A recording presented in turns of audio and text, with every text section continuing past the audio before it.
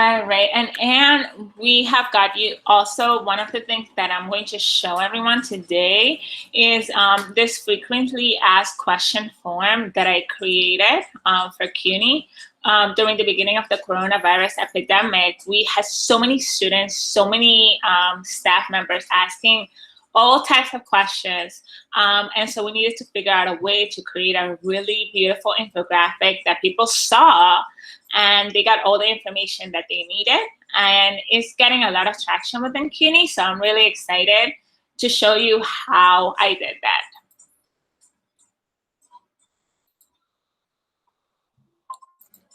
Okay, let's wait a few more minutes.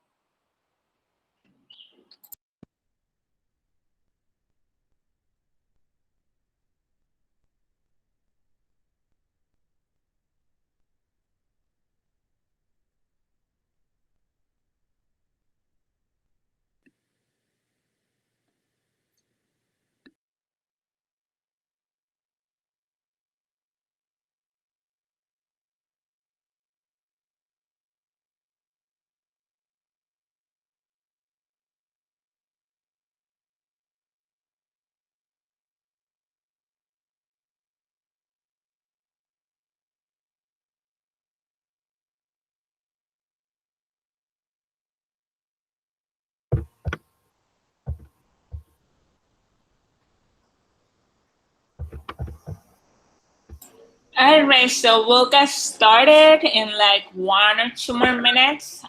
We're just waiting for people to keep signing in as people trickle in. Please mute your microphone so that you're not causing background noise. And also, if you feel comfortable, go ahead and go in the chat and introduce yourself. Tell us maybe 1 or 2 things that you're hoping to learn from this workshop today. And we will go from there.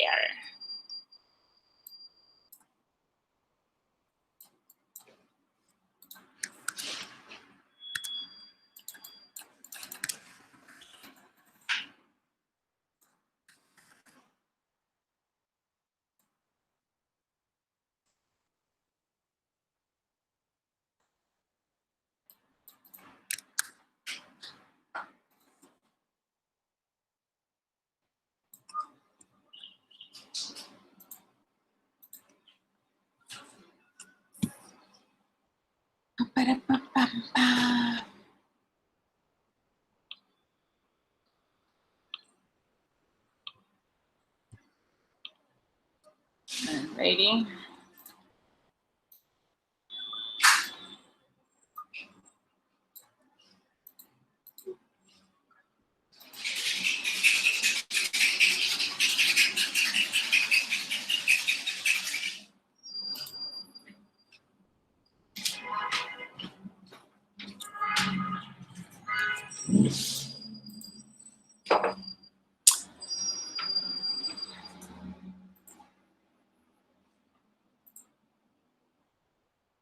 Welcome, Nomi.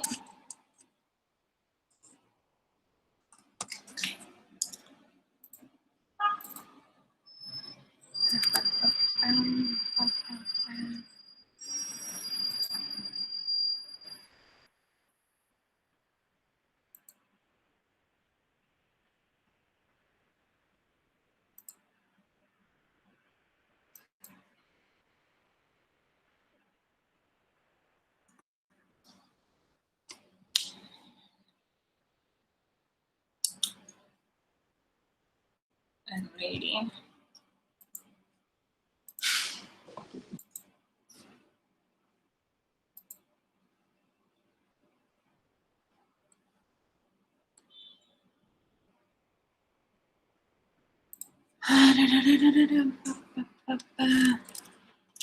All right, I think we are about ready to get started. How is everybody feeling? Are we ready? Yes? Awesome. All right, so welcome everyone. My name is Mariela Paulino. I am from the CUNY Central Office, and this is going to be the very, very first lunch and learn that we are hosting. The reason why I was very interested in having this lunch and learn is because I find that there's so much talent within our staff. Like, so many of us know about so many things, from Zoom to Canva to Excel.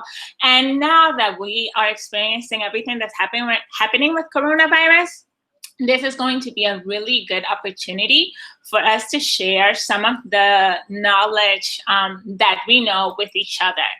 So just a quick overview of the platform that we are using. We are using Google Meet, which is the video conferencing platform that is used by Google.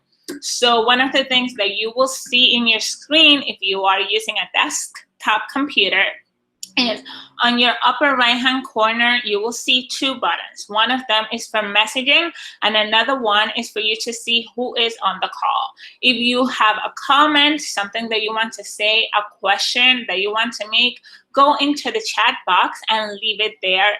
We will make pauses throughout the presentation, and I will be referring to the chat. So any question you have, just put it in the chat. In addition to that, you have a few buttons at the bottom of your screen. You have a microphone, hanging up, and video. If you want to speak up, you have to unmute yourself for now. Please just keep yourself muted. And if you want me to see you, which I will appreciate, just make sure that you turn on your video. On the lower right-hand corner, you also have two buttons. One of them is to turn on captioning. So I have a hearing disability. I use something that's called a cochlear implant. It's like a really powerful hearing aid. And so when I do conference calls, I appreciate for those calls to be closed captioned, because that allows me to participate in the conversation. So if you can, try to be an ally and have accessible conference calls using Google Meet. It's totally free if you have a Google account. All right, so let's get started. So let's go over the agenda for today. So we are going to go over some ground rules. I'll make a quick introduction. I'll explain why you should care about creating good graphics. We'll talk about the CUNY branding kit. We'll talk about why planning is more important than being creative, how to figure out your strategy, and then we'll do two last things, which is to create an Instagram post and a poster. So some ground rules. Oh boy, I have my, ignore the hashtags that I have at the top. I kind of pulled this presentation from another presentation that I had made that I really love, so ignore those hashtags. So first thing is just mute yourself, which all of you have done. Thank you. Second is, if you have a question, make sure that you ask your question. There is no stupid questions. There are no stupid questions. It is very likely that if you're confused about something, someone else is just as confused as you are. This is also a safe space for all of your questions. So no stupid questions. Again, anything that you want to ask, feel free to ask. I am here to answer your questions. Also, be respectful, be present, and value your time. I understand that we are working, we are busy, we have a lot of things to do. So just value your time by being present. And then the last question is, I'm going to ask all of you to give me thumbs. So if, as I'm going through the presentation, I'm going to ask all of you, are you following along? You give me a thumbs up. That means you follow along to what I'm saying. If you give me, Mariela, you're kind of like losing me, I don't know what you're talking about, I'll make sure to slow down and kind of explain things a little bit more. And if you give me a thumbs down, that means, Mariela, stop what you're doing. We want to go back. So does everybody understand the ground rules? Awesome. All right, so next. So who I am, so my name is Mariela.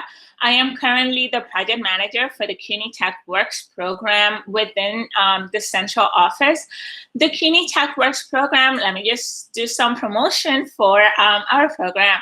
We have 3 program tracks. We have software development, user experience and design, and IT management. It is a program for New Yorkers who are underemployed and unemployed and are interested in entering the tech space. So we offer classes, we offer professional development, we offer training, we do it all. We are competing with organizations like General Assembly and Flatiron.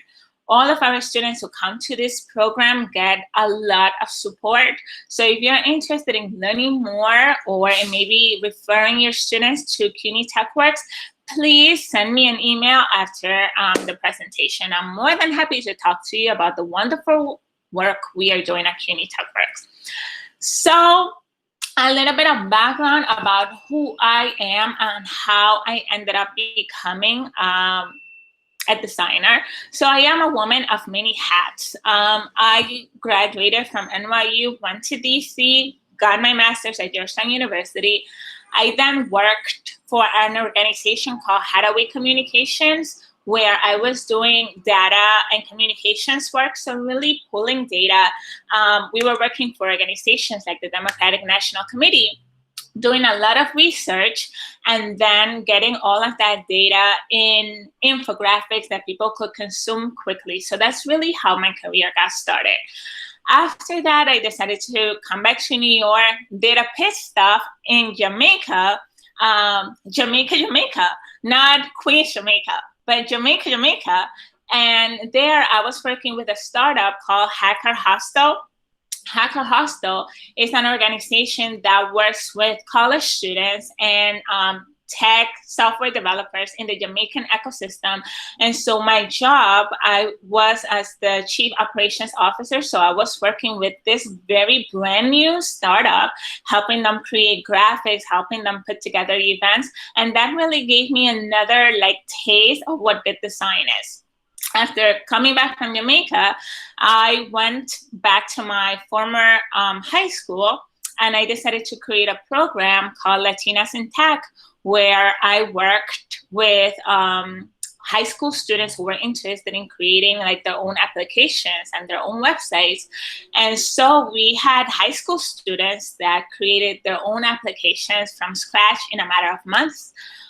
After that, I did a stint with an organization called the National Center for Women in Information and Technology. I was putting proposals for them left and right, doing a lot of research. And then now that I am with the City University of New York, I'm also running my own organization called Project Hearing. So as I mentioned previously, I have a hearing disability. And so one of the things that I'm very passionate about is how we can use technology to create more inclusion for people with hearing disability. So that's basically who I am. So next thing is, why should you care about creating good design? Why should you care about creating good graphics? The reason why you should care about doing that is because you want to be able to create beautiful things. You want to be able to create memorable things. You want to be able to create something that someone can look at and they can remember what it is that you're talking about, and they can consume the information very quickly.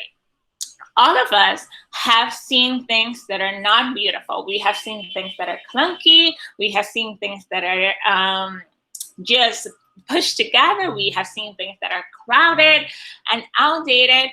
We don't want to do that today. What we want to do is we want to create things that are fun, things that our students, that our staff members, that our stakeholders can see and they understand what they are. So one of the things that I have created, for example, include these 2 posters. One of them is an inclusion and technology meetup that we held with the CUNY Tech meetup. And another one is the frequently asked form that we created during the beginning of the coronavirus pandemic. So my job today is to show you how to do these things. So our next topic is a plan really trumps creativity. So one of the first and most important pieces of advice that I will share with all of you today is the concept of wireframing. A wireframing is really a layout that demonstrates what elements will exist on a page. So think about it quite simply. All of us have been on Facebook, right? Yes? Thumbs? Not all of us? Maybe Instagram, Twitter? Okay, the New York Times, all of those, yes. So all of these things that you see online on social media, they really have a layout. So for example, at the very top, you have a header. At the bottom, you have a title. Then you have in smaller font, kind of like the name of the author. And then you have the body of text of the article that you're reading. So basically, if you really think about it, the internet is just a whole bunch of blocks. So think about it like construction paper. Somebody actually sat down with construction paper and said, oh, we should probably have the header up here, and then here we should have this other thing, and then here we'll have this other thing. That's basically what a wireframe is. It's basically like a layout of this visual thing that you're going to be looking at and consuming. So whenever you create something, think about how you can actually draw it out by hand first so that you have an idea of what this thing you're going to create is. Next, so how are we doing on thumbs? Did everyone understand the concept of a wireframe? Awesome. So next, what we're going to talk about is the CUNY branding kit. So CUNY actually has communication standards that we should all abide by whenever we create content for media. So can all of you see my screen right now as I switch? Yes. So in this link, which I will share with all of you, I have included the CUNY guidelines. So whenever we create content for CUNY, we have to make sure that we are creating content that is aligned with the CUNY standards. So what we have here is things like the brand narrative. What should the content that we are creating, what should it focus on? What are some of the colors that are approved by the university? What is the font? So I want all of you to take some time to look at this in your own time to understand what the university's official communication brand is supposed to be. So one of the things that I particularly love about this is that it has a lot of information. So whenever I'm creating a poster, I have guidance on the font to use. Let me turn on the AC. It's so hot.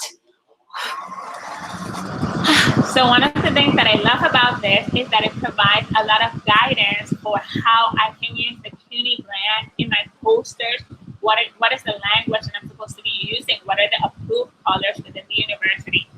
Now, it's very important for us to acknowledge that there are some programs that are more strict than others. So there are some programs that you have to abide very strictly by the CUNY standards, but then if you work in other departments or in other programs, you get a little bit more flexibility in terms of like the fonts or in terms of the language and the pictures that you're using. So, and at the end of the guidelines, I will be sharing with all of you at the end of the presentation. You will be getting the presentation, and you'll be getting pretty much everything that I talk about today. So don't worry too much about writing things down.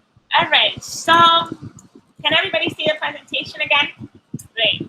So some of the things that I will talk about regarding the CUNY branding kit is, for example, CUNY really abides by two primary colors. One of them is blue, and the other one is orange. This kind of like orangey, yellowish. You will see those two colors in pretty much all CUNY media, from our website to our posters, you will also see that we always have to use the same font, and the images tend to be the same. They're very diverse, they're fun, they're dynamic. All of these things are because of the CUNY brand. And you want to make sure that you abide by the CUNY brand so that anything that you create, be it a one pager, be it a poster, it always abides by the CUNY brand. Cool. Great. Now let's get to the good stuff. So what we are going to be doing today is I'm actually going to be putting an event together around disability. So what I'm going to show you is how I will put that event together. So step one, whenever you're creating anything is, well, really the step zero is what have other people made. The thing about creating marketing content or a poster, a one pager, or whatever is you always want to see what other people have done. You do not need to reinvent the wheel. It is particularly useful if you know people within the communications department at CUNY who may be able to send a poster or send a graphic. So always try to see what is out there. So the 7 things that I like to know whenever I am putting an event together or a graphic are: what is the title of the event? What is the event description? When is it going to happen? Yes, actually, I'm going to go back between, I'm so sorry about the AC sound. I'm going to go back between the AC and turning it off because my apartment is like an oven right now. So anyway, after the presentation, you want to know what time the event is going to happen. What is your call to action? When people see this thing that you have created, what do you want them to do? Do you want them to RSVP? Do you want them to go to a specific link? Do you want them to email you? What is the thing that you want people to do? Then you want to know what are your branding requirements. Is there maybe an image that you need to use? Are you going to be featuring the chancellor? Are you going to be featuring students?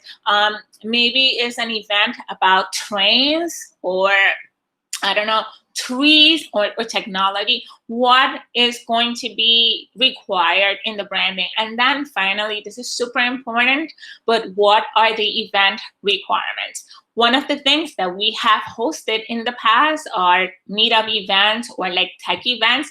And at some of these events, they have like alcoholic drinks. You need to know, is this event for students over the age of 21? Is it for alumni? When someone looks at anything that you create, they should be receiving all the information that they need or to be able to get to that call to action. What do you want them to do? Are they a candidate for this thing that you're offering? So this is really important because you want to make sure that you have each one of these questions answered before you go into Canva and start designing something. Because you could just, it's like creating a website. You don't just go ahead and create a website. You have to have all of the details, what is the title, what is the event, who is it for, what are the requirements, and so on and so forth. So make sure that you have a plan in place. Does that make sense for everybody? Great. So our next slide is figure out your strategy. So just like having a plan, these are 6 questions that are so critical when you are working with a team of people or by yourself to put your plan together. You need to figure out, what are you building? Are you building an Eventbrite? Are you building a web page? Are you building an event? Why are you doing this? Are you creating an event to share information? Is it just a part of your job? Is this something that's been required for students? How do you want to do this? Where is it going to be hosted? What is your goal? When do you want to do this? Do you have a date, a timeline? And who are you targeting? Number 6 is probably the most important question in this entire planning and strategy phase. So let's get right into it. So one of the things that I will be working on is going to be a hearing access and inclusion conference. So one of the things that I did when I was planning this out, and I asked myself the 6 basic questions. What are we building? Why are we doing this? How do we want to do this? And I answered each one. So the basics, what are we building? We're building a multi-day event led by people with hearing disabilities, hearing experts, and allies. And we want to share information and best practices for access and inclusion relating to hearing disability. Great, that's what we're building. We're building a multi-day event. Why do we want to do this? I have a clear idea of what this thing is going to do. The purpose of this event is to create a space where people with hearing disabilities, experts, whatever, can meet to facilitate inclusion. What is the background? What are some historical information? Is this relevant? Maybe it's the chancellor's birthday. Maybe the chancellor's having a picnic. Maybe we have Cardi B coming for a concert. It doesn't matter. Why is this event that you are organizing relevant? So for this particular event, I took some points, which is, this is the 30th anniversary of the Americans with Disabilities Act. This is important information. Coronavirus has canceled the New York City Pride Parade, and we want to celebrate and create inclusion. These 3 background points can help me when I am creating my graphics, because I can make content like 30th anniversary, Americans with Disabilities Act, help us celebrate. I can also say something like, coronavirus canceled the Disability Pride Parade, but we must still celebrate. And then finally, help us celebrate diversity and inclusion for hearing disability. So having that background is really going to help you guide the direction of your graphics. Everybody with me? Thumbs? Yes? All right, great. And then finally, well, not finally, we have a few more steps to go. So how do we want to do this? So for this specific event, there are 2 things that I want to do. I want to be able to create master classes. So a master class is really an event where people with hearing disabilities or allies can sign up to lead a lesson on a topic of their choice. That's one thing. And then I also want people who are going to be participating into this event to attend those master classes. So those are really my 2 target audiences. My goal, I want to be able to host the master classes, and I want to have 50 RSVPs to this event. And my date, and who are we targeting? So we are targeting, so I've already thought about who are the people that are going to be paying attention to this, so that I can think about where I will be posting these graphics after I've created them. Because you can create the most beautiful graphic, but if you don't market it to the people that need to see it, you've just wasted your time. So you need to have these basics covered before you even get started with designing anything. If you don't have the answer to these questions, you really shouldn't design anything just yet. All right, so next slide. All right, so we've covered our basics. And we also have the main things, the 6 main questions that we need. We have our event description, our date, and our call to action, and our branding requirements. So one of the things that I want to do for this presentation, I want to make it focus on disability. I want to make it exciting. I want to make it happy. I want to do something that gets people engaged. I want to focus on inclusion, and I want to focus on diversity. So I now have my entire strategy and my entire plan in place. I am ready to get started. All right. First thing we want to do, by the way, do we have any questions so far? Let me just go ahead and check the chat. All right. Alrighty. So how's everybody feeling about everything I've said so far? Thumbs? Yes? All right, great. So first thing that I need to do if I am going to put this event together is I need to create an Instagram post. So, oh, actually, hold on. Let me just, I think I skipped a slide. Okay. Actually, I should have moved the slide a bit to the front. So there's a few things that I need to do before I put my event together is I have to come up with my strategy. How am I going to face this entire event out? So first thing I need to do is I need to create a Google form. I want people to go into my Google form so that they can sign up to maybe teach the masterclass, or maybe they're interested in helping us volunteer and host the event.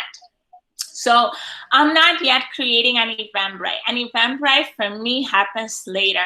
I want to first test the waters by using Google Form. Then what I'm going to do is I'm going to take that Google form and I'm going to create a bit.ly. I'm going to show you all of this entire process in just 1 minute. After that, I'm going to design an Instagram post. And then after that, I am going to create my poster. So let's go back. Let's talk about the Instagram post first. Before I advertise anything, one of the things that I learned, and I learned this the hard way from our outreach and program manager, Sarah Cross. I'm sure some of you know her. I would have this awesome event, and I would go to Sarah, and I would tell Sarah, Sarah, oh my God, I have this amazing event. Can you blast it out on social media? And then Sarah would be like, sure, send me an Instagram post. Now, the thing is that with Sarah, before we developed that system, Sarah, I would just send all this information to Sarah, and Sarah wouldn't know what to do with it. And Sarah, she's like a very dangerous person. You see that picture of her? She looks all nice. That's not Sarah. Sarah is a dangerous woman. So one of the things that I've learned from working with Sarah is that you want to make sure that you give Sarah all of the information that she needs so that she can then go ahead and do her job. So the way for me to do that is first focusing on 3 things. So I have my call to action. There are 3 people that I need to target for my event. She just wrote in the chat, she says she's not dangerous. She's a very dangerous woman. So let's focus on your strategy. What is your call to action? My call to action needs to engage 3 people. I need to engage speakers, I need to engage event attendees, and I need to engage with volunteers.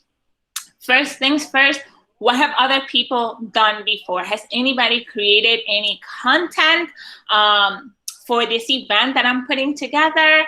And then what are my branding requirements? Those are the 2 main things that I'm going to focus on now. So let's focus now on my first step, creating a Google form to have people sign up. So what I'm going to do now is I'm going to share another one of my screens.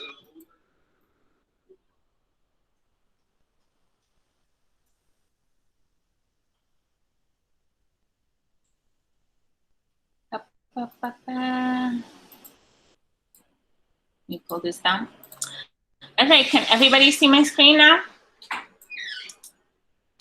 Yes? Okay, great.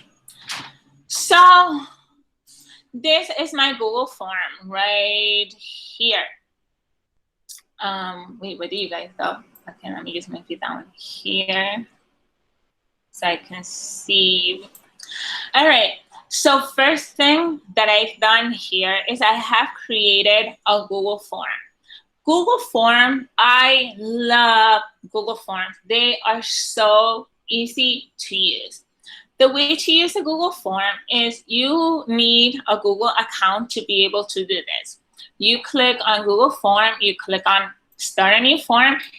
One of the things I also love about this is that Google already has created different templates that you can use. So in this case, I want to be able to just create a blank form.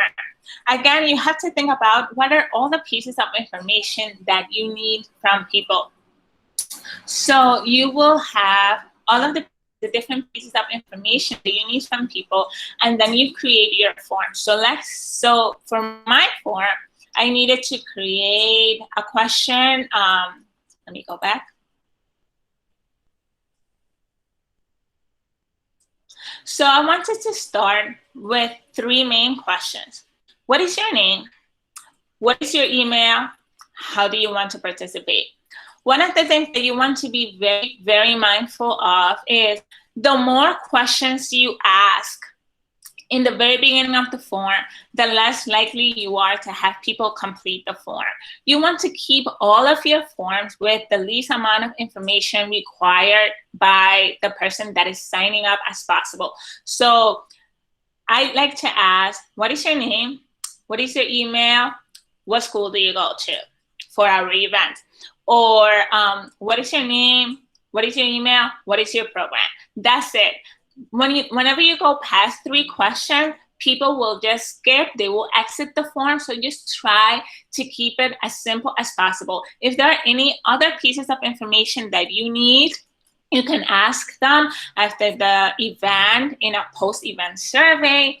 You can send out an email to people who RSVP'd days after the event.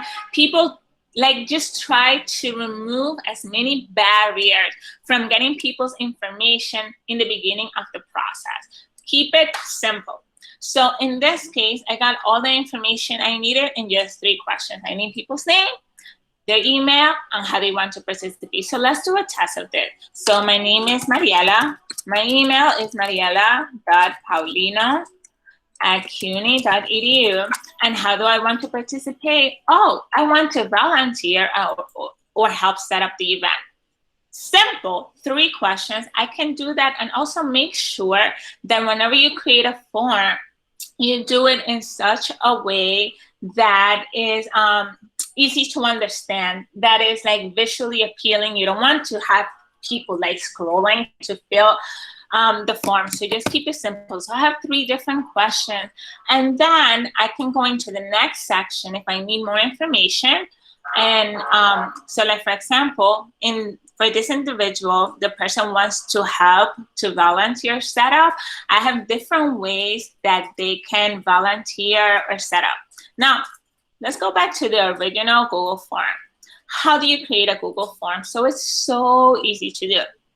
So this button right here, you can add questions. So you can add all sorts of questions. You can add multiple choice. You can add check boxes. You can do drop down. You can do a scale, checkbox grid. You can add date, time, paragraphs.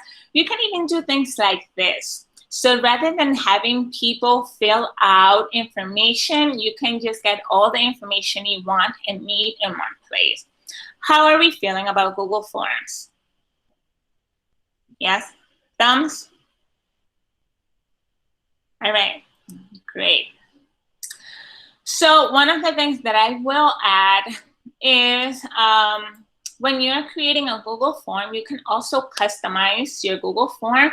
So again, you want to be able to use CUNY specific colors or colors specific to the event you're hosting.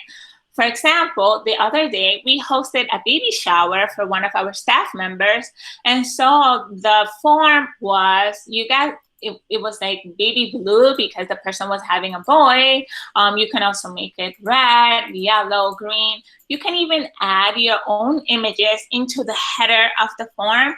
So they have all of these different images that you can use, and you can even upload your own graphics into the Google form. All right, we are done with Google form. Moving on. So next is you have created this beautiful Google form. It is ready to be shared out with people. If you were to go to someone and copy this entire web link, can you imagine getting an email that has all of this and then expecting people to type it all out? It's not gonna happen. So what I like to do is I like to use this website called Bitly. So here's how Bitly works. You go on Bitly. You don't even need an account to be able to create a Bitly. You go and you copy the link that you want people to use after they go on the Google form or the Eventbrite, whatever. You go on Bitly, you click create. You paste that super long URL, all right? And you paste it, and then you get a customized Bitly.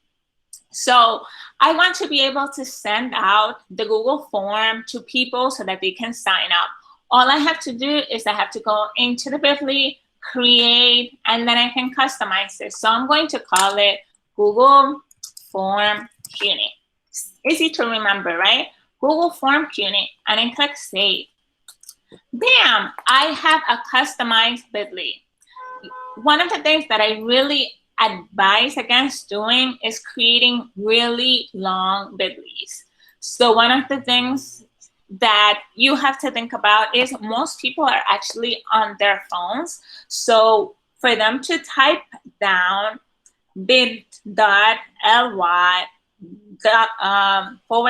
/ Google Form CUNY, that can take a lot of work. So one of the things that you could just do is Google CUNY run. Bam, that works. Just keep it simple. All right, how's everybody doing? Thumbs? Oh, boy. All right, great. So next topic is, now we're going to get to the good stuff, which is how do we create, so we have our Google form. So what I know now is that I have created a Google form that I need people to sign up to so that they can let me know whether they want to participate in the event, whether they want to volunteer, or whether they want to speak. I have created a form that will allow me to capture these three things. And now what I need to do is I want to be able to create an Instagram post that people can see, quickly communicate everything that they need to know, and they can sign up. Here's how to do it. So what I'm going to show you today is, where is it? How to create this. Okay.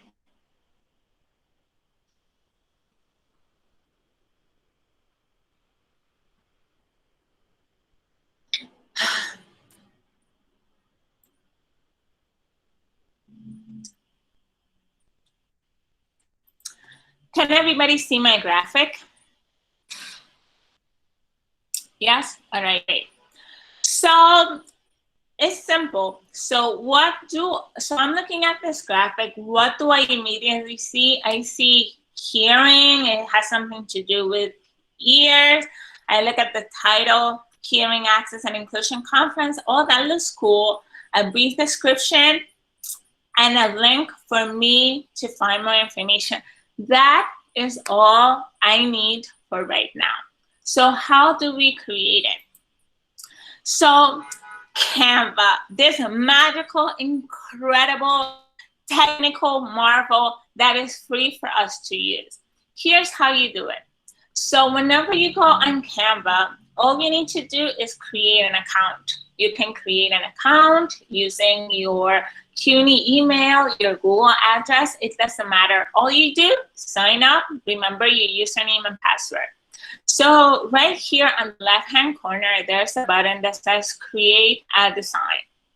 So you can create all sorts of design. The thing I love about Canva is that it has some predetermined designs already. You can also just go all the way at the bottom. Oops, I clicked that.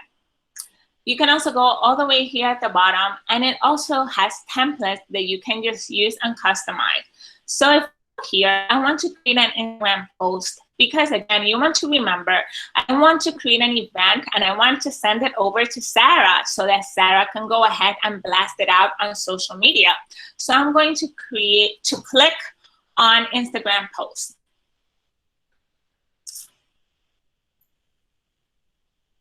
Once I click on Instagram post,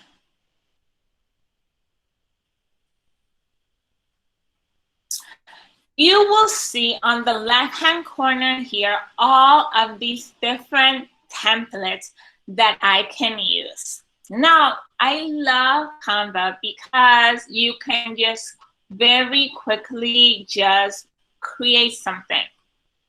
So there's all these different designs. I'm looking at something that like strikes my fancy. They're all so pretty. I don't know which one to choose. I like, let's see, what do I like? What was it? I pulled one. 1 second.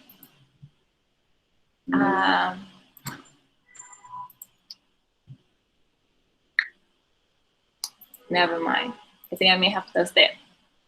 All right, so I have all of these different designs that I can use to create my Instagram post. I'm just going to take a random one. I'm very picky with designs. Forgive me. Um,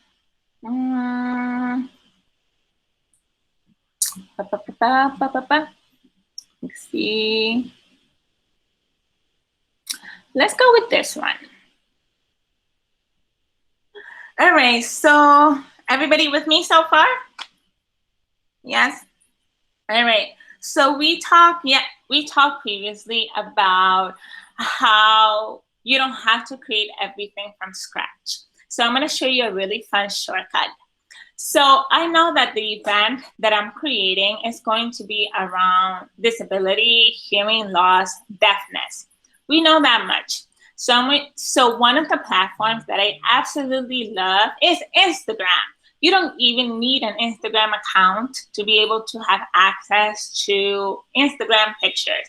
On an Instagram, you can type something like deaf pride, disability, and you will immediately see what are some of the pictures that people are sharing, what is some of the content that people share. Maybe you'll see an image that you really, really like.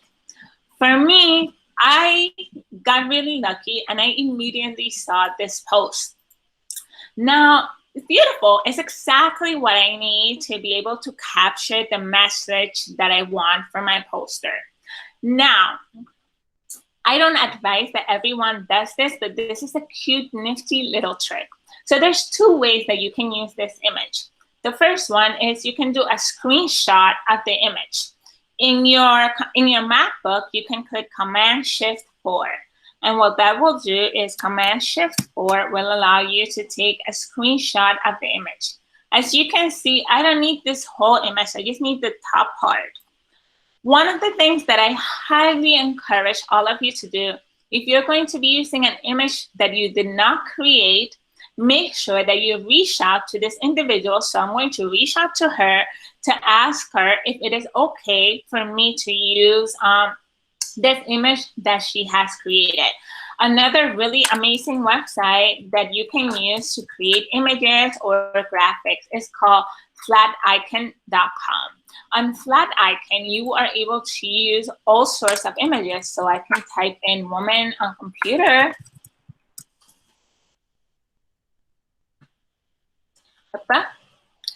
And then I have access to all of these free images that I can download, that I can edit, and that I can include in my graphics. So if, for example, I wanted to use this image, I would just click on that image and then download that image as a PNG. I can also edit the colors of the image. So you have to log in to be able to do that.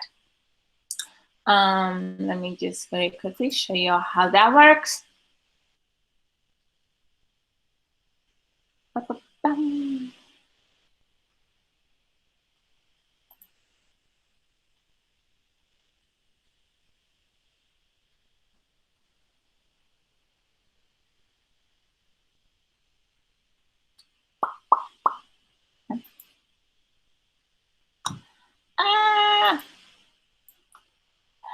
All right, so I am logged in. Yes. So I click on an image that I want, and let's say, for example, I am doing an image for Black History Month, and I want to make the complexion of the vector darker.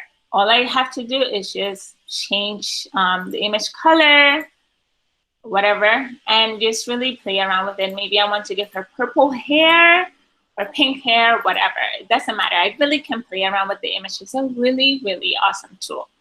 So anyway, I found this image that I like. I take a screenshot of it, and now I have an image that is going to drive my graphics.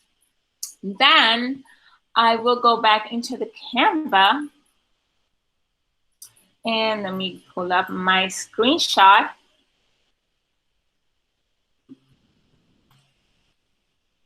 So I have my picture. all I have to do into Canva is just go ahead and upload my picture into that left-hand corner. Once I do that, I now have a picture that I can use. And I can just simply drag and drop that picture and put it whenever I want. So I want to put it over, oh, my internet is so slow today, I'm so sorry. Come on. Okay. So I can take an image, just drag it. So my internet is super slow, but essentially what you can do is you can customize the image. Now, I'm not huge on working with templates. I like to design my own graphics. So this is how you do it. So the way to create a customized template from Canva is you take a template that you like, something that inspires you. There was a template like this one, for example. This is actually perfect for what I'm trying to do. I take this graphic that I have, I take an upload of the picture that I want to use, drag it over, and then you click on that picture, and then you're able to kind of like make it smaller, bigger. I want to make it smaller. So you zoom out.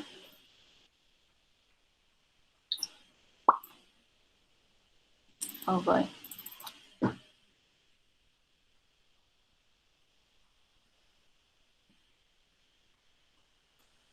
Okay.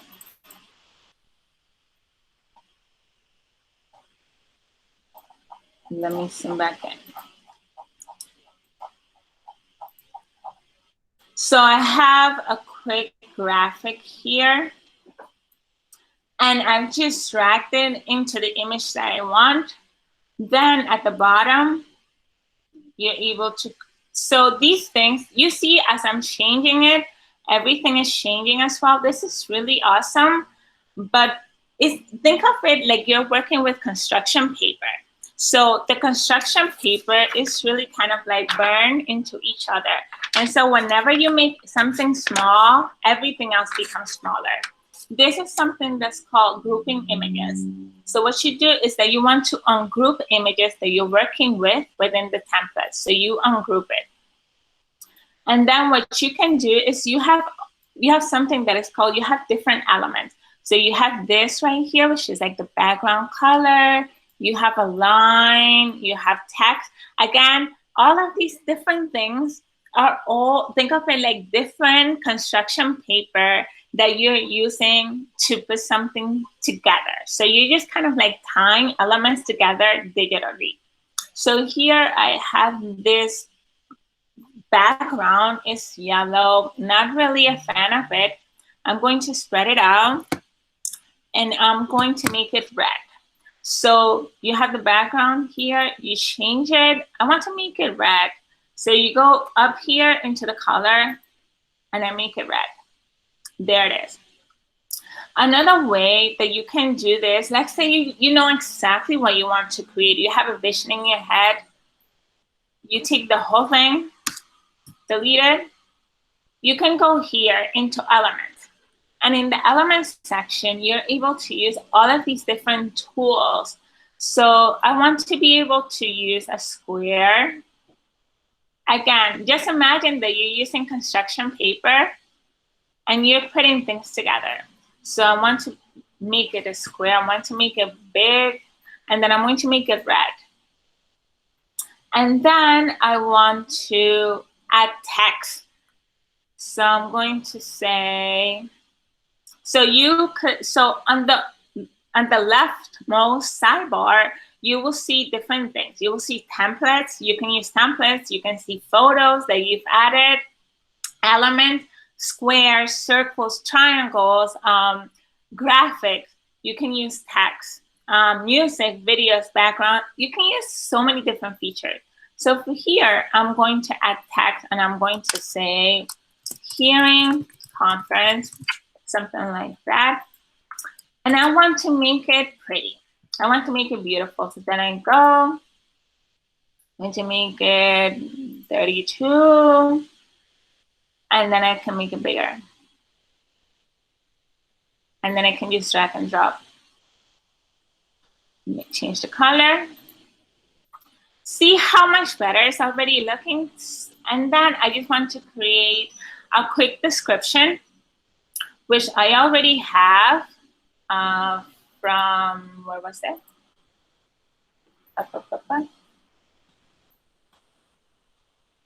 From when I was figuring out my basics.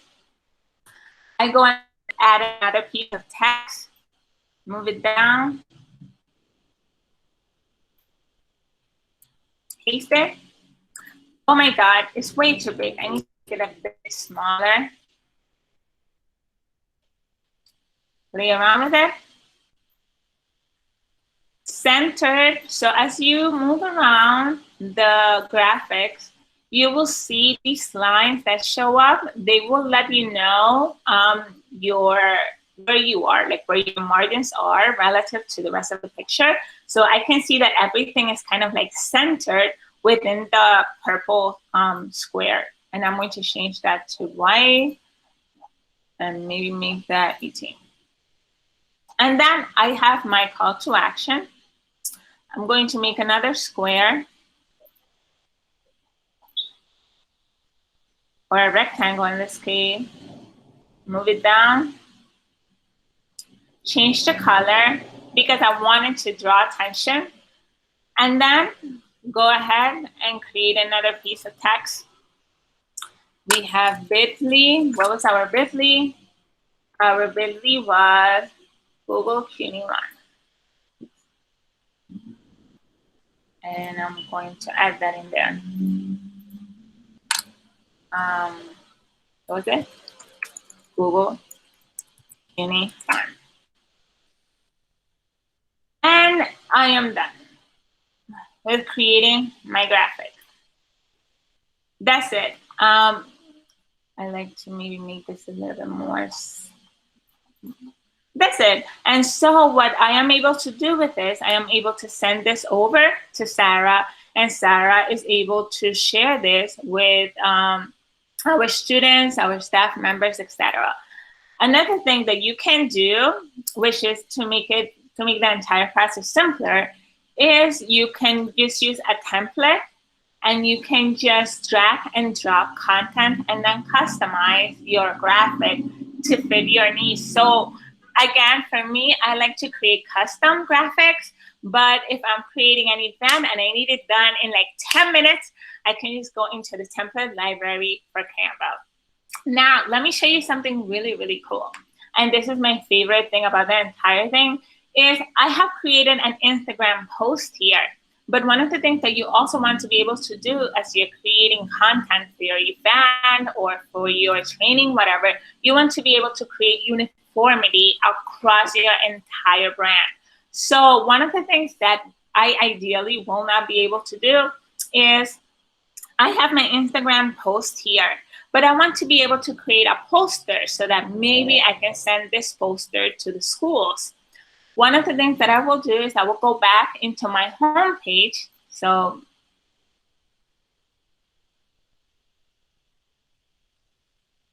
and then I will create a design. And then in the design, you can create a flyer.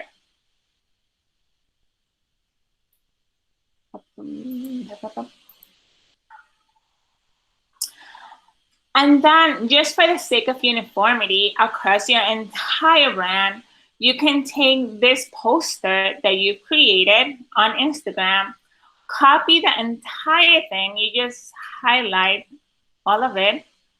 You click copy, Command C. You go into your poster. So you see it's a one-pager and you paste it.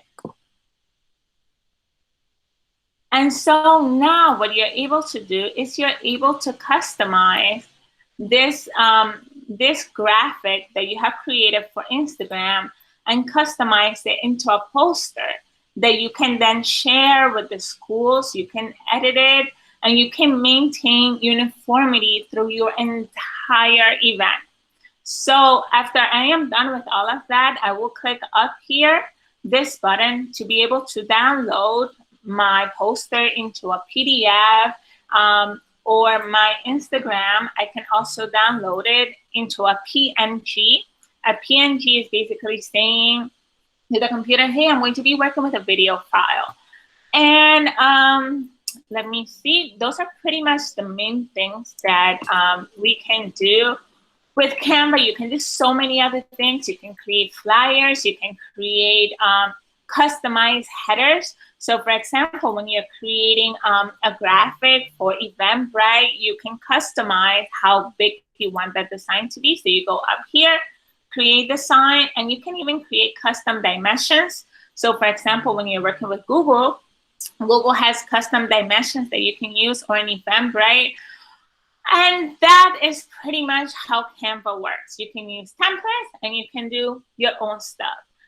And with that said, it is now 4 p.m. and that is pretty much how I use Canva to manage all of the responsibilities that I have relating to design and marketing for CUNY. I will be sharing some of the templates that I have created for my unit. So if you have any questions about that, or if you're interested in learning about specific things that I have created for our unit, I am more than happy to sit down and talk to you.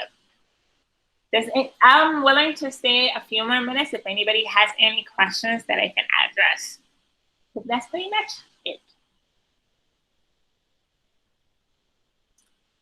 Oh boy, do I prefer Canva over Pictoshart? I do. I think Canva is significantly easier to use. I think that the drag and drop functionality is, oh, hold on, let me just, so I think the functionality of Canva is a lot more easy to use, and you can do a lot more with it, and the templates are a lot more diverse. So yes, I do prefer Canva for all of my design needs. One of the things that I will say is that I first started doing design on PowerPoint. So when I first started doing design, I was actually doing design work in PowerPoint just because it has that same like drag and drop functionality. But Canva is by far the easiest platform that you will use for all of your design needs online. It takes a little bit of a learning curve, but once you get it, you get it and you take off. Oh, this is super easy. Thank you so much for asking that question, Stacia. So there is a website called LunaPick. Let me show you how it works. It is amazing. So LunaPick is, let me see. So let's say, for example, that you're working with a logo for a company that is going to be attending your event. And you want to be able to remove that white background because you want to make it transparent. Let me show you my screen right now.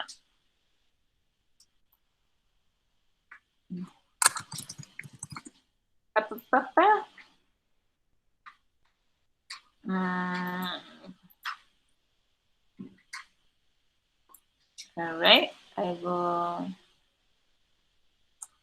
All right. Can you guys see my screen? Do you see a background that says LunaPick? Yes? Okay, great. So what you do is that you click upload right here. Let's work with the CUNY logo, for example.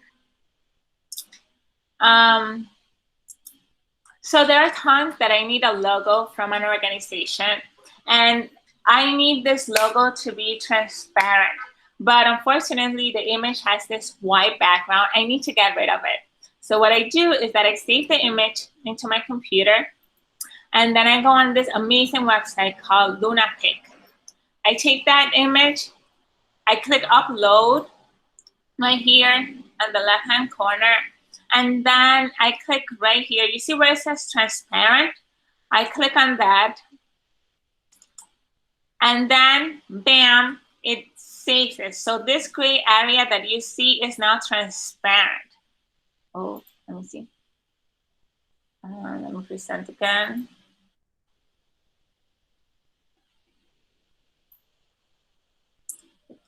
All right. All right, can everybody see my screen now? Yes? Yes, okay, great. So when you're working with an image, you have to remember that any logo that you have worked with was created and designed in such a way that that image would not be able to be edited. So in this instance, CUNY, the CUNY image is not able to be edited. And you can see that you see these white areas. Those white areas are not transparent. So the way that you do that is you have to work in phases. So I took out the background that was white, and then I click save. And then now I'm going to keep on working on it. So hold on. Oops.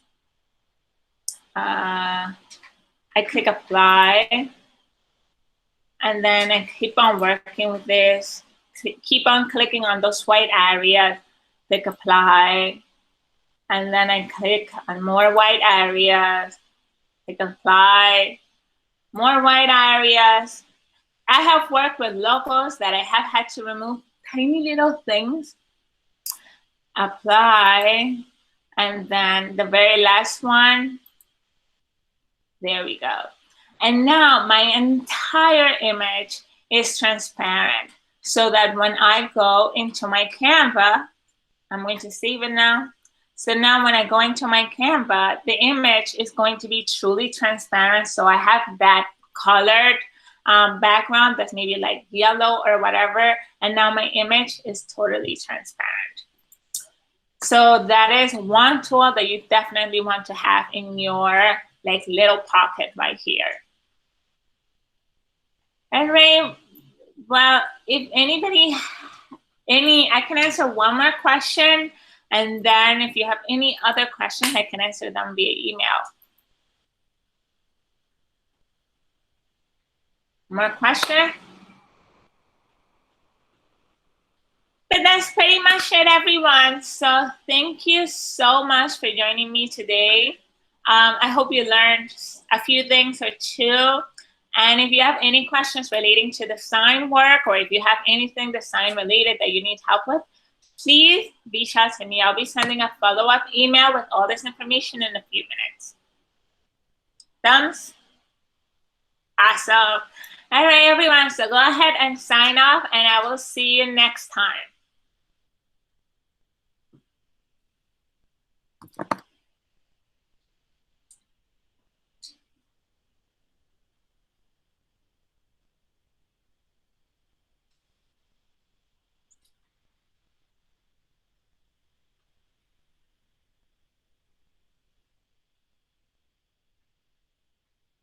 Yes, I will. I will be emailing the recording of the entire presentation afterwards.